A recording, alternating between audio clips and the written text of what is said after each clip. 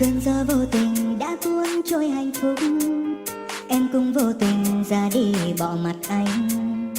Đã bao lần anh lỡ đã quên, nhưng trong tim này hình bóng em dẫn đầy. Mất em rồi anh sẽ sống ra sao?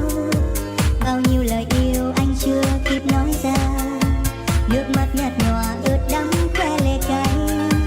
Bao nhiêu kỷ niệm chỉ còn là giấc mơ.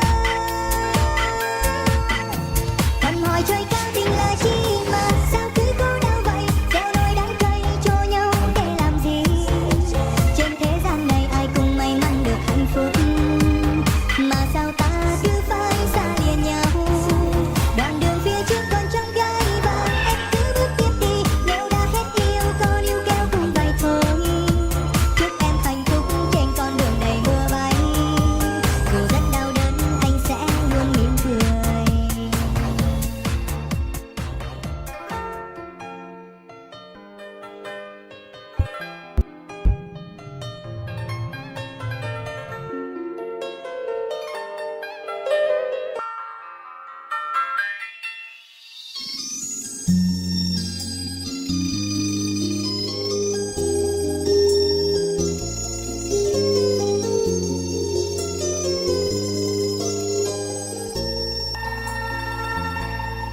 Cơn gió vô tình đã cuốn trôi hạnh phúc, em cũng vô tình ra đi bỏ mặt anh.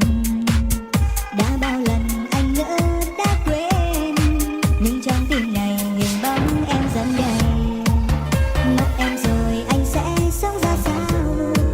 Bao nhiêu lời yêu anh chưa kịp nói ra, nước mắt nhạt nhòa ướt đẫm khoe lệ cay. Bao nhiêu kỷ niệm chỉ còn là giấc mơ.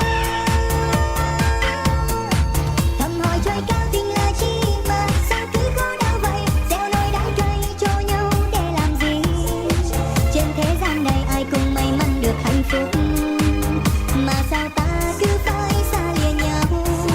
Đoạn đường phía trước còn trông gai và em cứ bước tiếp đi, nếu đã hết yêu còn yêu kéo cùng vậy thôi. Chúc em hạnh phúc trên con đường đầy mưa bay, dù rất đau đớn anh sẽ luôn mỉm cười. Thầm hỏi trời cao tình là chi mà sao cứ khổ đau vậy, gieo nỗi đắng cay cho nhau để làm gì? Trên thế gian này ai cũng may mắn được hạnh phúc, mà sao ta cứ